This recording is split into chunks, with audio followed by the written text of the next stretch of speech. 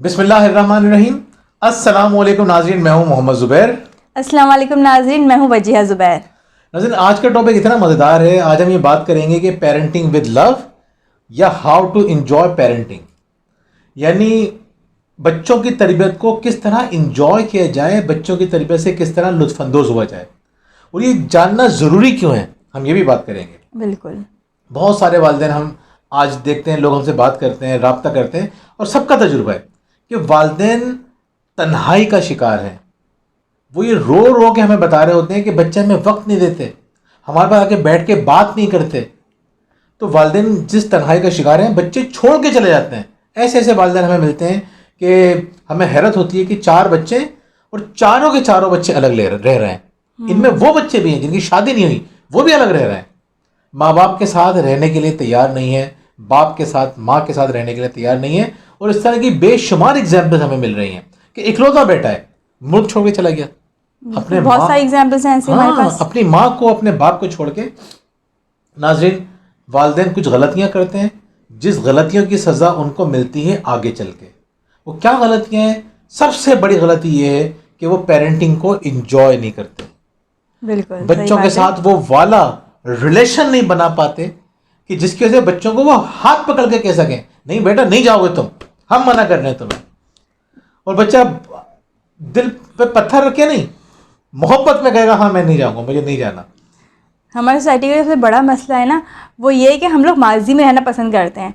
यानी जब आपका बच्चा 4-5 साल का हो जाएगा तो फिर आप याद करते हैं वो वाला वक्त जब वो छोटा था, उसकी पैदाइश का वक्त, उसके बाद का उसका जैसे जैसे बड़ा हुआ तो हम लोग फिर याद करते हैं वो कितना अच्छा वक्त था, किस तरह करता था, कैसे मेरे साथ रहता था। अब तो बिल्कुल बात ही नहीं सुनता हैगा। यानी प्रेजेंट से परेशान रहना, माजी को याद करना। अच्छा, जब हमारा प्रेजेंट अच्छा नहीं होगा तो फिर हमारा फ्यूचर भी अच्छा नहीं होगा। आजकल मेरे पास 3-4 कॉल्स आई इत्तेफाक से आगे पीछे, तो उनका जो इशू था सबसे बड़ा वो यही था कि उन्हें खौफ था कि कहीं जो हमारे बच्चे हैं ये हमें हमारे बुढ़ापे में छोड़ के चले ना जाएं। मैंने उनसे यही कहा, मैंने कहा अगर आप प्रेजेंट को एंजॉय नहीं करेंगे तो फ्यूचर के तो अंदेशे पे रहेंगे आपके साथ। ये बहुत ज़रूरी बात है। बहुत सारे जो बुज़ुर्ग हैं, सूफ़ी बुज़ुर्ग ख़ास तौर पे, और दूसरे भी, वो कहते हैं अगर तुम्हारी दुनिया जहन्नुम है तो मरने के बाद भी जहन्नुम ही मिलेगी। आज तुम गुस्से की आग में, नफ़रत की आग में, गीबत की आग में अगर जल रहे हो, अगर तुम बदला लेने के चक्कर में पड़े हो, दुनिया जहन्नुम बनाई हुई है तो आखिरत भी जहन्नुम होगी। आज आपने खूबसूरत खूबसूरत ज़िंदगी गुजारना है, माफ़ी है, दरगुजर है, मोहब्बत है, दुनिया जन्नत है तो आखिरत भी जन्नत होगी। बच्चों के साथ भी यही है। आज आपने अगर अपनी ज़िंदगी बच्चों के साथ ख़राब गुजारी है, यकीन करें बाद में भी ख़राब गुजरेगी। ये मत समझिएगा कि बच्चे ये सोचेंगे कि हमारे माँ बाप ने इतनी तकलीफ़ें उठाई हैं, अब हमें तकलीफ़ें ना दें। ऐसे बच्चे होते हैं, लेकिन उसमें बड़ा हिस्सा वो होता है जिन्हें वालिदैन ने खुशी खुशी अच्छे अंदाज से वक्त को गुजारा होता है। तो आज हम उन 10 आदतों की बात करेंगे कि जिसकी वजह से आज आप परेशान हैं, और अगर आपने सोचने का अंदाज चेंज किया तो आज से आप पेरेंटिंग को एंजॉय करना शुरू कर देंगे और बहुत मज़ा आएगा आपको।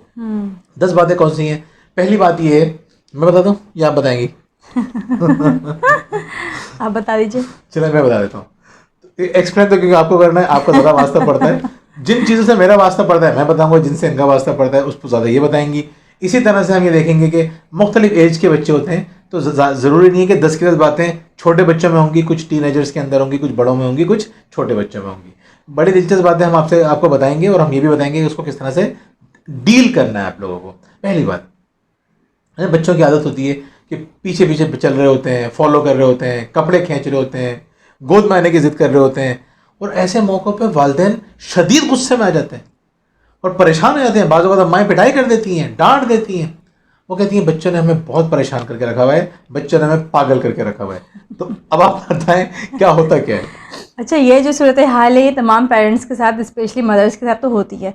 अगर आपके 3-4 बच्चे हो, 2 या 3 ने ज़रूर ऐसा किया हुआ होता है। बहुत कम बच्चे होते हैं जो ये चीज़ें ना करें कि अम्मा के पीछे पीछे लगना और अम्मा के साथ साथ रहना। तो नाज़रीन, इस पर सबसे अहम बात ये होती है कि आप बच्चे को झड़के नहीं, गुस्से का इजहार ना करें, नेगेटिव ना हो। अच्छा, ऐसा भी देखा गया है कि अगर छोटा बच्चा परेशान कर रहा है, वो आपके पीछे पीछे है, आपका किचन में जाना और दूसरे जो काम है घर के वो करना मुश्किल हो रहे हैं आपके लिए, तो आप क्या करते हैं, आप अपनी फ्रस्ट्रेशन, अपना गुस्सा निकालते हैं बड़े बच्चे पे। उससे क्या होता है कि दोनों बच्चों में आपस में इख्तलाफात पैदा हो जाते हैं। सेकंड, एक बड़ी बात ये भी होती है कि आप ज़्यादा दिन भर थक चुके होते हैं और बच्चे पीछे पीछे आपके घूम रहे होते हैं। जब वालिद आते हैं और फिर आप वो आके फिर ज़्यादा, तो उनकी भी चीज़ें होती हैं कि मुझे चाय ला दो या मुझे ये चीज़ दे दो, तो फिर गुस्सा निकलता है वहाँ पे कि दिन भर बच्चे ने इतना परेशान किया, आप भी परेशान कर रहे हैं आके। नाज़रीन, इससे क्या होता है कि बच्चा जो है ना वो बहुत गिल्ट में चला जाता है, छोटे बच्चे भी। सही बात है। हम समझते हैं छोटा बच्चा ना, इसको समझ नहीं है, ये इजहार नहीं कर पा रहा अपनी चीज़ का, लेकिन वो इजहार ज़रूर नहीं कर पा रहा, लेकिन वो समझता सब कुछ है, महसूस तो करता है ना। बिल्कुल। तो ऐसे में हर बच्चा ऐसा करता है नाज़रीन, मेरे बच्चे हों, आपके बच्चे हों, सब बच्चे इस तरह करते हैं। ऐसे में घर के माहौल को अच्छा रखना बहुत ज़रूरी है, बच्चे को डील करना ज़रूरी है। और यहाँ पे जो हम बताना चाह रहे हैं, आपको बताना चाह रहे हैं, डरें उस वक्त से जब बच्चे आपके पीछे आना छोड़ दें, जब आपसे चीज़ें शेयर करना छोड़ दें। इतनी ख़तरनाक तन्हाई होती है ना वो, यकीन करें, इतनी ख़तरनाक तन्हाई होती है, हम तसव्वुर नहीं कर सकते कि बच्चों ने हमसे चीज़ें शेयर करना छोड़ दी। बाद में वालिदैन हमसे ये कह रहे होते हैं, बच्चे अब हमसे शेयर नहीं करते, तो आपने तो उनको भगाया था अपने पास से। यहीं पे मैं एक बात आपसे सब नाज़रीन शेयर करना चाहूँगी कि जब मेरी नई नई शादी हुई थी तो मैं ज़ुबैर के एक दोस्त के घर गई, तो उनकी माशाल्लाह ट्विंस बेटियां थीं और उसके बाद एक और बेटी थी, उनकी 3 बेटियां थीं। और जो ट्विंस भी थी वहाँ मैं 2.5-3 साल की होंगी उसे जब उनके घर गई थी, और मेरी नई नई शादी हुई थी, और मैं देखी थी भाभी को कि वो किस तरह बच्चों को डील कर रही हैं। यानी उनकी जो एक बेटी थी, इश्मल नाम है उसका, तो वो इतना तंग कर रही थी भाभी को, कभी ये चाहिए, नहीं मुझे वो चाहिए, अब वो दे दिया तो नहीं, वो नहीं, मुझे तो वो चीज़ चाहिए, गोद में रहना है, गोद से नहीं उतरना है। कभी वो इनके दोस्त की गोद में होती, कभी वो भाभी की गोद में होती, और वो इतने मुस्कुरा मुस्कुरा के उसको डील कर रही थी। कभी हंस हंस के उसको दिखाई, देखो यहाँ ये चूड़िया बैठी है, तुम यहाँ बैठ के इसको देखो, तुम ये करो। मैं बड़ा अजीब सा मुझे लग रहा था, मैं कहती कैसे बर्दाश्त करेंगे, ये तो एक थप्पड़ लगाना चाहिए बच्चे का, इस तरह तंग करे।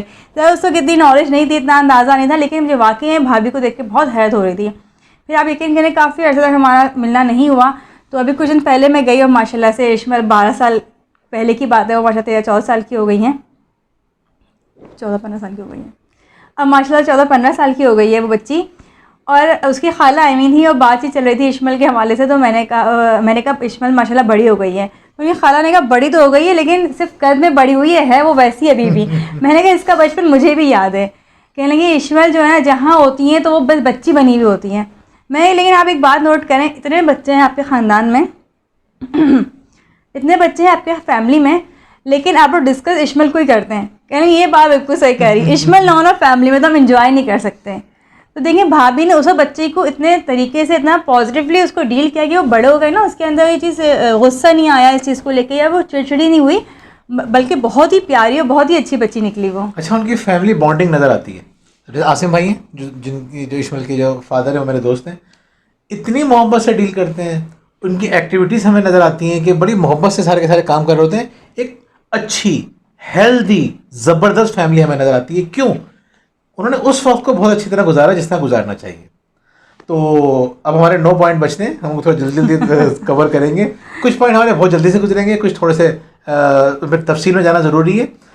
दूसरी बात ये, जब हम सोने के लिए लेटते हैं तो बाज़ औक़ात बच्चे बहुत ज़्यादा तंग करते हैं। उनको कहानियाँ सुनानी है, उनको सुलाना है, फिर उनको एकदम से प्यास लग जाती है, फिर वो कोई और चीज़ याद आ जाती है।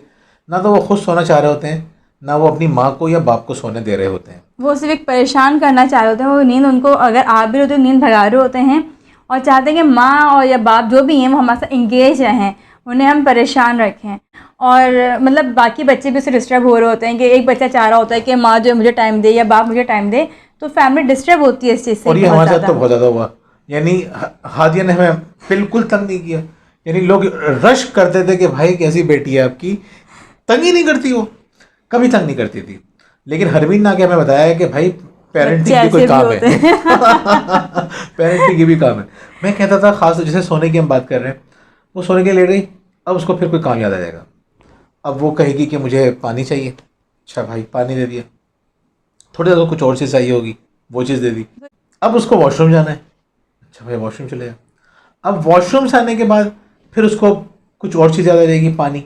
मैं कहता था कि जी ऐसा लगता है कि प्लान कर रही है कि किस तरह तंग करना है तो लेकिन हमने उसको बड़ी मोहब्बत से चीज़ों को संभालने की कोशिश की, समझाते रहे। और उसको फिर हमने भी सोचा कि जिस तरह वो हमें एंगेज कर रही है, हम ऐसा काम क्या करें, उसको किस तरह बोर करें कि वो जो है सोने के लिए चली जाए। अच्छा, अब सुलाने के लिए क्या टेक्निक्स होती हैं, ये एक अलग टॉपिक है। हम जो हमारी नई किताब आ रही है तरबियत ज़हीन बच्चे की, तो उसमें हमने बताया है कि सुलाने के लिए आप ऐसा क्या करें कि बच्चा जल्दी सो जाए। तो फिर हमने चीज़ें सीखी। अल्लाह की शुक्र है कि अगर हमें बच्चे तंग ना कर देना, हम यकीन करें पेरेंटिंग के बारे में नहीं सीख सकते थे। ऐसा नहीं है कि हमारे बच्चे बड़े ज़बरदस्त, हमें बच्चों ने बाज़ जगह पर नाको चने चबवाएं।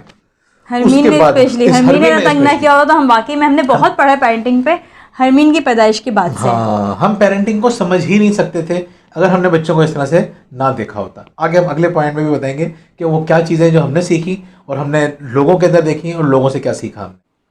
तीसरी बात भी बड़ी इंपॉर्टेंट है। हमने देखा है कि अक्सर वालिदैन बड़े परेशान होते हैं कि हमारे बच्चों ने हमें तंग करके रख दिया, घर फैला के रखते हैं, खिलौने फैला के रखते हैं। इस फैलावे की वजह से वालिदैन बाज़ औक़ात बहुत ज़्यादा डिस्टर्ब हो जाते हैं, अपसेट हो जाते हैं। बिल्कुल ऐसा ही है।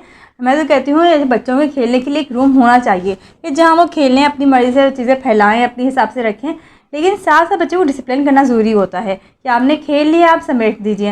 अच्छा, हमारे यहाँ हमारे बच्चे माशाल्लाह से हरमीन और हादिया फिर भी सुन लेते थे। अली की आदत थी, उन्होंने जहाँ खेला अपने खिलौनों को वहीं छोड़ दिया। तो एक दिन ज़ुबैर ने ये किया कि उनकी जो फेवरेट गाड़ी थी तो वो उन्होंने ऐसे छोड़ी हुई थी, ज़ुबैर ने उठाई और खिड़की से बाहर फेंक दी। ज़ुबैर ने कहा आइंदा कोई खिलौना मुझे ऐसा नज़र आएगा ना, मैं फेंक दूँगा। यानी हम लड़ेंगे नहीं, डांटेंगे हाँ, नहीं, गुस्सा नहीं बिल्कुल। करेंगे। हम एक ऐसा काम करेंगे कि जिसकी वजह से बच्चों को खुद एहसास होगा कि हमारा बिल्कुल नुकसान हो बिल्कुल रहा है। ऐसा ही है।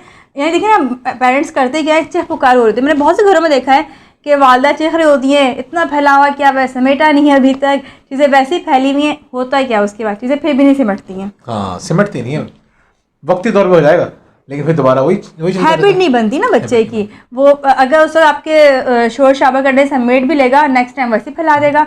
काम ऐसा होना चाहिए कि बच्चा फ्यूचर में सोचे कि ये दोबारा हो सकता है मेरे साथ। जैसे अली जो है, अब वो खिलौने बिल्कुल नहीं फैलाता, तो पता है तो मेरी गाड़ी फेंक दी गई है ना, अब दोबारा भी कुछ भी हो सकता है मेरे साथ। अच्छा, बहुत से लोगों के अंदर इतनी हिम्मत नहीं होती कि खिलौने फेंके तो ऐसे भी वालिदैन हमने देखे। तो सही है, आप ये नहीं, क्या करें, खिलौने उठाएं और ऐसी जगह पे रख दें कि बच्चे का हाथ ना जाए। यानी आप ये करना बहुत ज़रूरी है। यानी मोबाइल बच्चा मांग रहा है, वालिदैन हमसे, मैं बाज़ औक़ात सोचता हूँ कि भाई आप कैसे वालिदैन हैं, हमारा बच्चा पूरे पूरे दिन मोबाइल यूज़ करता है, तो फिर आप क्या कर रहे होते हैं उस वक्त? आप रोकते क्यों नहीं है? सुनता ही नहीं है बच्चा। बच्चा नहीं सुन रहा, मतलब वो आपका बच्चा है या आप उसके बच्चे हैं? मैं जब ये बात कहता हूँ तो वो दोस्त तौफीक के बारे बड़ा हंसता है। तो मैं कहता हूँ आप उसके बच्चे नहीं है, वो आपका बच्चा है। और आप मोबाइल उठा के बंद भी नहीं कर सकते किसी जगह पे, ऐसा उसका लॉक नहीं लगा सकते कि बच्चे से ना खुले। यानी बच्चे कुछ कर ही नहीं सकते, आप बेबस है बच्चे के आगे। आज बेबस है ना, ये बेबसी आपकी बढ़ती रहेगी बच्चों की एज के साथ। तो कुछ ना कुछ तो आपको करना पड़ेगा, लेकिन कुछ ना कुछ करने के दौरान गुस्सा नहीं करिएगा। आप गुस्सा करके आप चीज़ें ख़राब करेंगे, दिमाग इस्तेमाल करें। जैसे आपको बता चुका, एक फिल्म में संजय दत्त कहते हैं ना कि गोली वो लोग चलाते हैं जिनका दिमाग नहीं चलता। तो हम भी ये कहते हैं, हाथ और ज़ुबान वो लोग चलाते हैं जिनका दिमाग नहीं चलता। सुकून से, ठंडे दिमाग से। यानी अपने ऑफिस में मैंने लोगों का रवैया ऐसा चेंज किया है कि बहुत गुस्से वाले थे, हमने उनके गुस्से को लिफ्ट ही नहीं कराई और बड़े सुकून से अपने अपने काम किए। बाद में उन्होंने कहा गुस्सा करने का तो फ़ायदा ही नहीं हो रहा, तो उन्होंने तरीके से काम करना शुरू कर दिया। हमारे बड़े अच्छे दोस्त हैं, तो यूनुस साहब, रिदी साहब, उनके साथ मैंने ये टेक्निक कई दफ़ा इस्तेमाल की। उन्होंने ऑफिस में इसको गुस्सा करना छोड़ दिया, उनका गुस्सा मशहूर था। अब आज तक, यानी मैं आपको तकरीबन 12 साल पुरानी बात बता रहा हूँ, आज तक हमारे उनसे फैमिली टर्म है। अभी हम पिछले हफ्ते भी अपने घर से उनसे मुलाकात करके आए। तो गुस्सा किए बगैर चीज़ों को किस तरह से संभालना है ये आपको सीखना है। और सेकंड, इन खिलौनों को एंजॉय करना सीखें। क्रिएटिव होते हैं वो घर जहाँ पे बच्चे खिलौने फैला के रखते हैं। यकीन करें आप, रिसर्च है इसके ऊपर। फैलाने दें, खेलने दें, लगे रहने दें। खेल का टाइम ख़त्म हो, अब उनसे कहो कि समेट टाइम हो गया बेटा आपको। नेक्स्ट पॉइंट नाज़रीन ये है कि देखा आपने, आजकल हमारी ज़िंदगी इतनी मसरूफ़ हो गई है। पहले ज़माने में होता था कि जो फादर थे वो अगर बाहर से आ रहे हैं तो वो 4-5 बजे, जब भी उनको ऑफिस ऑफ हो रहा है, तो वो उसके बाद उनका जो टाइम था वो सिर्फ और सिर्फ फैमिली के लिए हुआ करता था। बिल्कुल बिल्कुल। लेकिन अब ऐसा नहीं है। अब घर आने के बाद भी आधी आधी रात को ही बैठ के ईमेल्स का जवाब देना होता है, या व्हाट्सएप ग्रुप बन गए हैं तो वो उस पर मुसलसल आपको इंगेज होना पड़ता है। तो अब वो जो ऑफिस था ना, वो सिर्फ ऑफिस तक महदूद नहीं था, वो ऑफिस घर तक आ गया है। तो इससे भी फैमिली लाइफ जो है बहुत ज़्यादा डिस्टर्ब हुई हैं। स्पेशली बच्चे बहुत डिस्टर्ब हुए हैं, क्योंकि वो चाहते हैं कि अब जो वालिद हैं वो इतना सारा टाइम ऑफिस में स्पेंड करके घर आएँ तो अब हमारे साथ वक्त गुजारें। और जो वालिद होते हैं वो ज़ाहिर गुस्सा आता है कि मुझे ईमेल का जवाब देना है या मुझे मैसेज का जवाब देना है, और बच्चे शोर कर रहे हैं, हमारे सर पे सवार हो रहे हैं।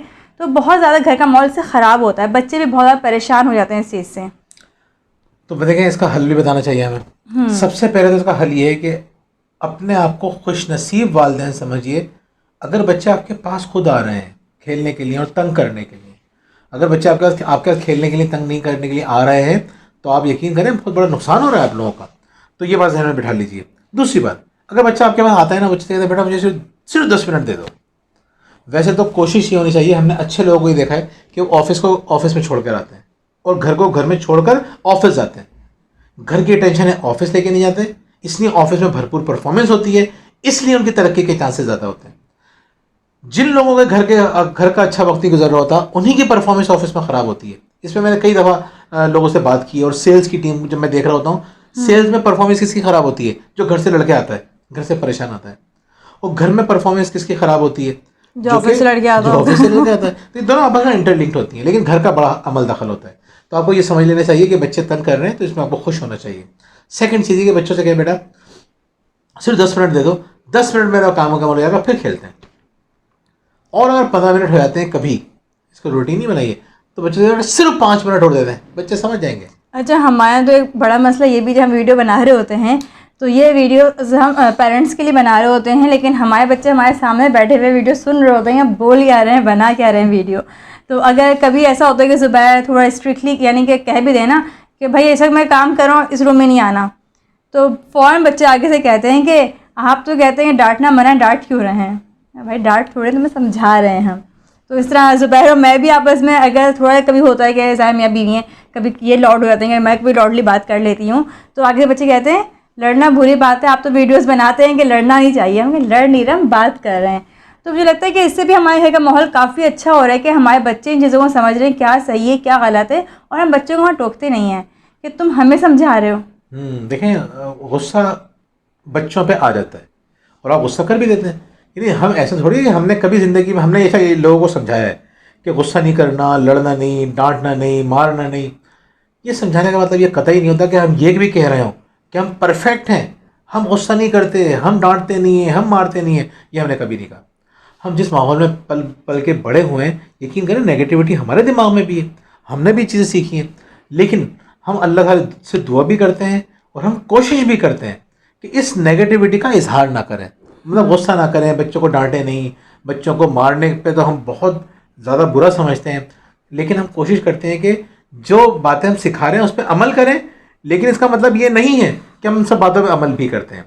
एक बात पे हम खास तौर पे अमल करते हैं कि अगर हम कभी गुस्सा हमें आ रहा है और बच्चे हमें सिखाएं कि आप तो गुस्सा कर रहे हैं, यानी हम तो फ़ोन पे भी लोगों से बातें कर रहे होते हैं ना कि इस तरह से डील करें, इस तरह से डील करें, और कानों में तो बच्चों की आवाज़ जारी होती है। हम हर वक्त थोड़ी अकेले होते हैं। अगर बच्चे हमें सिखाते हैं तो हम बच्चों से सीखते हैं।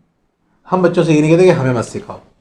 तो बच्चों को इसका तरीका आ गया, करीना आ गया कि बड़ों को भी कैसे सिखाया जाता है। बिल्कुल सही बात यानी है। कोई बड़े अच्छे मूड में, लाइट मूड में, बचकाना अंदाज में हमें सिखा रहे होते हैं, तो हम भी इंजॉय करते हैं। हमारा मूड देख के हम भी हमारा मूड देख लेते हैं कि हाँ, लेकिन हम मतलब लेकिन ये बात, मूड के अलावा भी हमारा मूड कैसा भी हो और हम कितने मसरूफ़ क्यों ना हो, वो अपनी बात कहते हुए घबराते नहीं।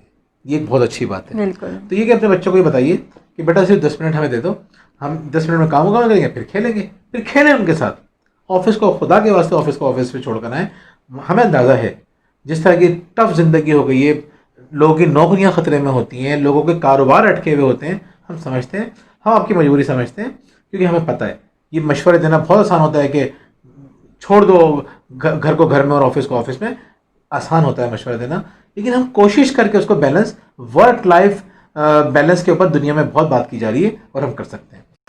तो नाज़रीन, पांचवी बात ये है कि बच्चे किचन में भी जाते हैं, फैलावा भी करते हैं, तो इस सूरत में क्या करना चाहिए, हमारा तर्ज अमल क्या होना चाहिए? जी, हमारे घर में तो ये बहुत कॉमन हो गई है, हादिया माशाल्लाह बड़ी हो रही हैं, तो अब उन्हें कभी स्पैगेटी बनानी होती है, कभी खुद ही मैगी बनाने लगती हैं। चाय का बहुत शौक़ हो गया, बाबा को चाय खुद बना के देंगी, लेकिन जब वो ये काम कर लेती हैं उसके बाद जो किचन का हाल होता है ना, वो मुझे पता होता है कि वो क्या कर रही हैं उसके बाद। चाय बनाने से बड़ा काम हो गया। हाँ, वो चाय उससे ज़्यादा मुझे क्या समेटना पड़ जाता है। लेकिन ये कि मैं हादिया को गाइड करती हूँ कि बेटा चीज़ें जहाँ से उठाई हैं वहाँ रखो। बड़ी हो रही है माशाल्लाह, उसको मैं आहिस्ता आहिस्ता चीज़ों के लिए गाइड करती हूँ, लेकिन हम उनको टोकते नहीं हैं या रोकते नहीं हैं। आजकल हादिया एक वीडियो देख रही थी यूट्यूब पे, उसमें घर में उन्होंने प्लेट डो बनाना सीखी।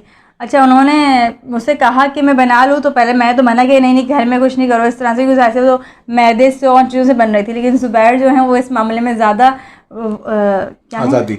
ज़ुबैर जो है वो इस मामले में ज़्यादा आज़ादी दे देते हैं। ज़ुबैर ने जो करना है कर लो, बस फैलावा नहीं होना चाहिए, किचन समेट लेना।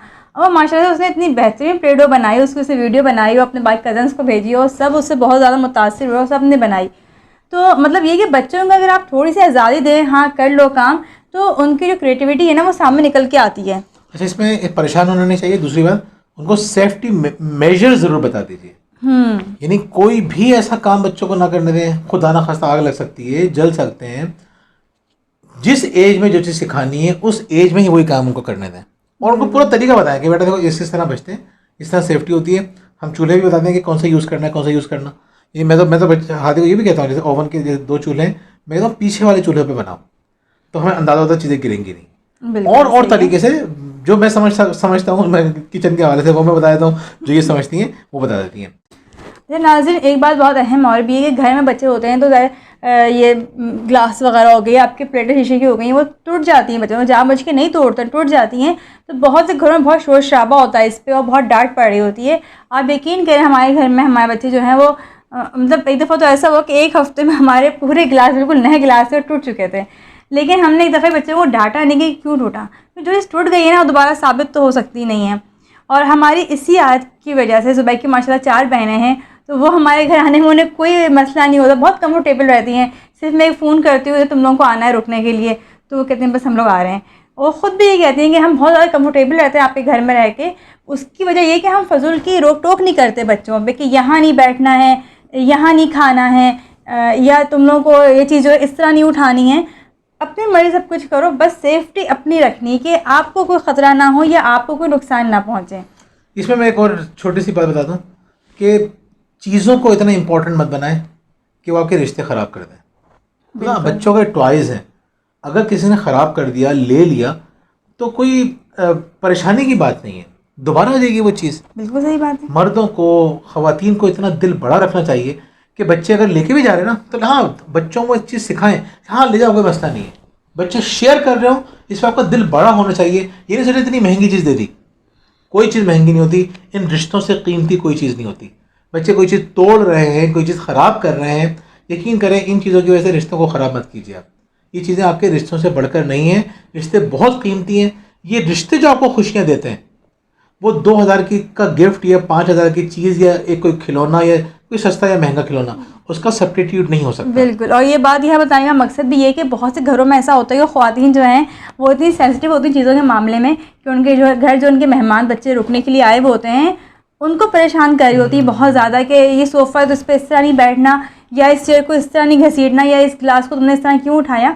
चीज़ों के मामले में थोड़ा दिल बड़ा कर लें अपना। बिल्कुल बिल्कुल बिल्कुल। गंदे हाथ, यानी बच्चे क्या करते हैं, आप बताएं बच्चे क्या करते हैं हाथों के साथ और नाक के साथ और बाकी चीज़ों के साथ। बच्चों की आदत होती है कि जो उनको जो चीज़ करीब नज़र आती है ना उसी से अपने हाथ साफ़ कर लेते हैं वो। और ये बात तो हमें तमाम मदर जानती होंगी कि बच्चों को समझाने के बावजूद भी अक्सर ऐसा होता है कि वो, अच्छा अली भी ये काम बहुत करते हैं कि उनके हाथ गंदे होंगे तो वो हाथ वॉश करेंगे, ऐसे ही साबुन से नहीं करते वो, उसके बाद वो आएंगे और टॉवल से अपना हाथ साफ़ कर लेंगे। तो तौलिया होता है मुकम्मल तौर पर गंदा हो चुका होता है। तो मतलब मैं उनको बताने का मकसद ये है कि बच्चे जो हैं वो इस तरह की बातें बहुत ज़्यादा समझाने के बावजूद भी कर रहे होते हैं, तो चीख पुकार से, डांट डपट से और घर का माहौल ख़राब करने से चीज़ें सही नहीं होंगी। ये बात हम पहले भी अपने पॉइंट्स में कह चुके हैं। तो बच्चों को ये कि आप प्रॉपर्ली समझाएं, बताएं, लेकिन गुस्सा इस तरह से ना करें कि बच्चे जो हैं वो नेक्स्ट टाइम कोई भी काम करने से घबराएं। बच्चों को गाइड करें कि बेटा इस तरह से करते हैं, इस तरह से हाथ धोना ज़रूरी है, इन इन इन कंडीशन में इस तरह से धोना चाहिए, कलर्स का काम किया या बाकी चीज़ों का काम किया, बाकी खाने से पहले या खाने के बाद इस तरह से। अच्छा, और डांटने के बाद ये नहीं होता बच्चे अपनी आदत छोड़ देते हैं, वो चुपके काम करते हैं, फिर वो चुपके से चादर से हाथ साफ कर लेंगे, ऐसा काम कर लेंगे आपको नज़र ना आए, और फिर आप पूछेंगे किस बच्चे ने किया, वो उसका नाम लगाएगा, वो उसका नाम लगाएगा। अच्छा जी, 7वां पॉइंट, वीडियो थोड़ी सी हमारी लंबी हो गई आज की, लेकिन ये है कि अच्छा हम तो एंजॉय करेंगे क्योंकि हम बना रहे हैं, अपनी बातें सबको अच्छी लगती हैं, लेकिन हम ये समझते हैं कि आपके लिए इतनी इफ़ेक्टिव चीज़ें हैं कि आपको भी इसे सीखना चाहिए, और मिसालों से आप ज़्यादा अच्छी तरह से चीज़ों को सीखते हैं। अब हम बात करते हैं 7वें पॉइंट पे। तो आपने देखा जब बच्चे बड़े होते हैं और ख़ासतौर पे लड़के जब टीनेजर्स आ जाते हैं, तो घर में आते हुए डर रहे होते हैं, उसकी वजह से रात में अक्सर 11-12 बजे लेट नाइट आ रहे होते हैं और उन्हें खौफ होता है अब घर पहुंचेंगे जब वाइस साहब है उनका डंडा जो होगा वो हाथ में होगा और या तो पिटाई होगी या डांट पड़ेगी। तो वो अमूमन ऐसा होता है कि वो छुप के घर में आते हैं और छुप के अपने कमरे में चले जाते हैं।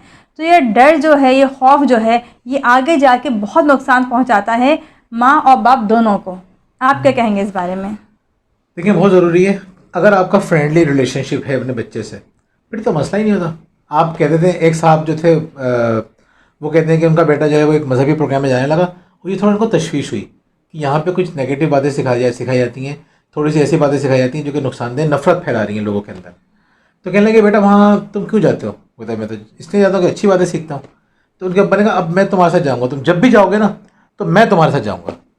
उसने कहा, नहीं आप नहीं आएंगे मेरे साथ। तो क्यों? जब वहाँ पे इतनी अच्छी बातें सिखाई जा रही हैं तो मुझे भी सीखनी चाहिए। तो उस बच्चे को आइडिया था कि मेरा बाप वहाँ पे आएगा, क्योंकि मुझे अपने बाप की वैल्यूज़ का पता है। उसे सारी ज़िंदगी अच्छी ही बातें की हैं। तो यहाँ लड़ाई झगड़े की बातें हो रही हैं, नफ़रत की बातें हो रही हैं, फ़िरके वाहिदत की बातें हो रही हैं, तो ये बातें जो है मेरे बाप को पसंद नहीं आएंगी। यकीन करें, उस बच्चे ने जाना छोड़ दिया। बाप बेटे का रिलेशन बड़ा पॉजिटिव था, फ्रेंडली था। तो उन्होंने बातचीत की, तो बाप ने बाद में बाप मजाक उड़ाया करता था कि देखो कितनी अच्छी जगह पे जाया करता था जहाँ मुझे लेके नहीं जाता। तो आप अगर अपने बच्चों के दोस्तों से दोस्ती कर लें, बच्चे से दोस्ती कर लें, तो मामला बड़े आसानी से हल हो जाते हैं। तो अगली बात है हमारी, बेडरूम या गाड़ी से या ड्राइंग रूम से बाज़ खाने की स्मेल आ रही होती है, या खाने के रैपर्स भी आपको मिल जाते हैं, तो चीज़ें ख़राब भी मिल जाती हैं। तो उसमें क्या करते हैं बच्चे? देखिए नाज़रीन, हर घर में एक रूल होता है और बाज़ घरों में इस बात को बहुत स्ट्रिक्टली फॉलो किया जाता है कि डाइनिंग टेबल के अलावा कहीं खाना नहीं खाना। अच्छा, हमारे घर में भी ऐसा ही है कि बच्चे जो है डाइनिंग टेबल पे ही खाते हैं जो उन्हें खाना होता है, लेकिन हमने अपने हर रूल में, अपने घर के हर उसूल में थोड़ी लचक रखी है। बहुत ज़्यादा हम स्ट्रिक्टली बच्चों को डील नहीं करते हैं। तो कभी ऐसा होता है कि बच्चों की अपनी कोई गैदरिंग होती है, अपनी उनका कोई होता है प्रोग्राम कि आज हम तीनों साथ बैठ के खाएंगे, या उनके कज़न्स आए हुए होते हैं तो वो चाहते हैं कि हम अलग खाएं, बड़ों के साथ ना बैठें। तो हम उस वक्त में उनको दे दें परमिशन कि अपने बेडरूम में बैठ के तुम लोग खा लो, लेकिन कुछ गिराना नहीं, घेरेगा और साफ़ करना तुम्हारी जिम्मेदारी है। तो अच्छा, बहुत से घरों में ऐसा भी होता है ना कि बहुत ज़्यादा होता है कि नहीं यहाँ से नहीं बैठना, वहाँ नहीं बैठना। बच्चे बहुत घबरा जाते हैं, बहुत ज़्यादा परेशान हो जाते हैं इस चीज़ से भी, क्योंकि इतनी ज़्यादा पाबंदियाँ कोई बर्दाश्त नहीं कर सकता है। तो थोड़ी सी फ्लेक्सिबिलिटी रखें, बच्चों को ज़िंदगी इंजॉय करने दें। बड़े हो जाएंगे बच्चे, फिर आप देखेंगे साफ़ सुथरा घर, यकीन करें काट खाने को दौड़ेगा आपको। जब देखेंगे कहीं पे कुछ भी नहीं पड़ा हुआ और बच्चे भी नहीं हैं, बच्चों की आवाज़ें भी नहीं हैं, बहुत तकलीफ़ में आ जाएंगे आप लोग। खैर, हम जाते हैं मार्ट जाते हैं, तमाम लोग जाते हैं शॉपिंग करने के लिए, दुकान पे जाते हैं या सुपर स्टोर जाते हैं। तो बाज़ वक़्त क्या होता है कि बच्चे अपने पास कुछ चीज़ें ऐसी रख लेते हैं, डाल देते हैं खामोशी से, जब आप बिल बन रहा होता है, जब आपको नज़र आता है। और जब बाल बचे तो रैपर भी खोल देते हैं वो वापस भी नहीं हो सकती। वापस भी नहीं होगा। तो ऐसी सूरत में क्या करना चाहिए? ऐसी सूरत में जहाँ तक मुझे लगता है कि बच्चों के साथ ना पहले एक मीटिंग होनी चाहिए आपकी जब जाएं मार्ट। देखिए, जब हम लोग जाते हैं सामान लेने के लिए, जितने भी पेरेंट्स हैं तो वो आपस में डिस्कस कर रहे होते हैं ना कि जहाँ मदर्स को भी कुछ चीज़ें चाहिए होती हैं, पर्सनली जो फादर्स हैं उनको भी चाहिए होती हैं, ऐसे बच्चों को भूल जाते हैं। हम बच्चों को नहीं वो करते कि बच्चों को भी कुछ चीज़ें चाहिए होंगी, फिर ऐसे में नतीजा निकलता क्या है कि बच्चे वहाँ पहुँच के अपनी मर्ज़ी जो उनका जाता है वो उठाते हैं कि हमें ये भी चाहिए, हमें ये भी चाहिए। तो इससे पहले ज़रूरी है कि आप घर में सोच लें और बच्चों से पूछ लें कि तुम लोगों को क्या चीज़ें चाहिए। हमारे घर में ये भी एक रूल है कि जब भी हम मार्ट जाते हैं तो हम पहले बच्चों से पूछ लेते हैं, इवन कि हम अली से ही पूछ लेते हैं, अली आपको क्या चाहिए। लिस्ट बनाते हैं सारे। बिल्कुल, लिस्ट बनती है। और अगर उसके अलावा शुरू में बच्चों ने किया कि हम गए और बच्चों ने कहा नहीं हमें ये भी चाहिए, हमने कहा लिस्ट में लिखा था? नहीं, लिस्ट में तो नहीं लिखा था। जब नहीं लिखा तो चीज़ भी नहीं मिलेगी, जो लिस्ट में होगी वही मिलेगी। और लिस्ट को फाइनल करना हम दोनों का काम होता है कि इसमें ऐसा भी नहीं कि बच्चे कुछ भी लिख दो आपके यहाँ तो लिस्ट बन गई है हमें लेना ही है, नहीं, ऐसा भी नहीं है। आपने बच्चों को बताना है कि ठीक है, हम आपकी पॉकेट मनी के हिसाब से आपकी ये रेंज है, इसमें आप चीज़ लें। इससे बच्चे को भी ज़रा डिसिप्लिन आ जाएगा और उसको भी ये चीज़ समझ में आ जाएगी कि मुझे कितने पैसे किस तरह खर्च करने हैं। अच्छा, बच्चे गोल सेटिंग सीखते हैं। यानी लोग अपने मकासद में कामयाब क्यों नहीं होते? एक रास्ते में जा रहे हैं, आगे आगे उनको लगता है कि रास्ता सही नहीं है, इससे अच्छा रास्ता ये, वो उधर मुड़ जाते हैं। वहाँ जाके लगता है इससे अच्छा रास्ता ये, तो ये वहाँ मुड़ जाते हैं। तो ये मुड़ते मुड़ते मुड़ते वो पता नहीं कहाँ पहुँच जाते हैं, मंजिल पे नहीं पहुँचते। फोकस नहीं होता, डायरेक्शन नहीं होती। गोल सेटिंग में ये सिखाई जाती है कि आपने एक चीज़ शुरू की है और अब जब आप थोड़ा आगे जाएँ, बहुत सारी चीज़ें आपको एल्योर करेंगी, आपको अपनी तरफ अट्रैक्ट करेंगी। जाना नहीं उधर, सीधा सीधा जाना है। तो उसका फ़ायदा क्या होता है, लोगों को गोल सेट करके उनको अचीव करना आ जाता है। हम जो लिस्टें बनाते हैं मार्ट जाने से पहले, उसका हमें फ़ायदा ये होता है कि बच्चे गोल सेटिंग सीखते हैं कि हमें एक चीज़ चाहिए, इस दौरान कोई बहुत सारी चीज़ें हमारी तवज्जो बटाएंगी, हमें तवज्जो नहीं हटानी, हमें ये चीज़ चाहिए। हाँ, अगर वो बहुत बड़ी चीज़ है तो हम उसको अगली दफ़ा के लिए पोस्टपोन करते हैं। सेल्फ कंट्रोल आता है, सब्र आता है। बहुत सारी लिस्टें बनाने से तो बहुत फ़ायदा होता है। यानी बहुत से लोग तो यहाँ तक आए कि अगर कामयाब होना चाहते हो ना, सिर्फ लिस्टें बनाना शुरू कर दो, हर चीज़ की लिस्ट। आज मैंने क्या काम करने हैं उसके लिस्ट, आज मैंने क्या किया, किन चीज़ों क्या खर्चे किए उसके लिस्ट। लिस्टें बना के जितना आप सीखते हैं उतना बहुत कम चीज़ों से आप सीखते हैं। अच्छा, आखिरी बात हमारी क्या है, वो ये है कि जब आप, इंसान का अपना भी टाइम होता है, जाहिर सी बात है, काम करने के बाद सब कुछ होने के बाद थक जाते हैं।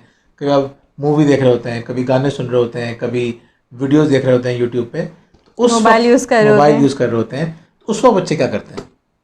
अच्छा, ये जो आप बता रहे हैं बातें, ठीक है, पेरेंट्स के हवाले से तो हैं ये बातें, लेकिन स्पेशली मदर्स के लिए बहुत ज़्यादा है कि मदर्स जो है वो पूरे दिन घर में काम में लगी रहेंगी, अपने काम करती रहेंगी। उस दौरान बच्चे परेशान करते हैं, लेकिन जब बच्चे थोड़े बड़े हो जाते हैं, 3-4 साल के या थोड़े से ही बड़े, तो वो फिर अपने काम में इंगेज रहते हैं। लेकिन जैसे ही जो मदर्स हैं वो मोबाइल हाथ में लेती हैं कॉल करने के लिए, किसी भी काम के लिए, तो उनको अपने सारे मसाइल उसी वक्त याद आ जाते हैं। अच्छा, मेरा इस चीज़ से ज़्यादा वास्ता इसलिए पड़ता है कि मेरे पास मदर्स की कॉल्स आ रही होती है, तो होता ये कि पीछे बच्चे जो आके परेशान कर रहे होते हैं, कोई ना कोई बात कर रहे होते हैं, कहती हैं कि जिस वक्त मोबाइल हाथ में लो बात करने के ना, सारे मसले मसाइल उसी वक्त खड़े हो जाते हैं। और मैंने खुद भी नोट किया, जब मैं बात कर रही होती हूँ, बिल्कुल मैं बात फ़ोन पे करना शुरू करती हूँ, तो अली का कोई ना कोई मसला जो होता है वो उसी वक्त आता है, या हादिया वो ये चाहिए होती है वो उसी वक्त खड़ी होती हैं आके। तो हमने तो अपने घर में चीज़ इस तरह कंट्रोल में की कि थोड़ा मैंने बच्चों को समझाया बिठा के, देखो जब मेरे पास कॉल आए ना, उस वक्त आपने अपना मसला डिस्कस नहीं करना है, उसके बाद का सारा टाइम आप ही लोगों के लिए है। लेकिन जैसे कॉल आए उस वक्त आपने टाइम नहीं लेना, क्योंकि वो टाइम किसी और के लिए है, उसे हमने किसी और का टाइम लिया हुआ है। इसी तरह आप भी अपने घर में अपने बच्चों को कह सकते हैं, गाइड कर सकते हैं कि भाई जैसे कॉल आए ना उस वक्त डिस्टर्ब नहीं करना। छोटे बच्चों से हमारा मुश्किल होता है, उनका भला पूछता के बैठा सकते हैं, लेकिन जो बच्चे बड़े होते हैं उनको समझाना आसान होता है, उनको आप समझा सकते हैं इस तरह से।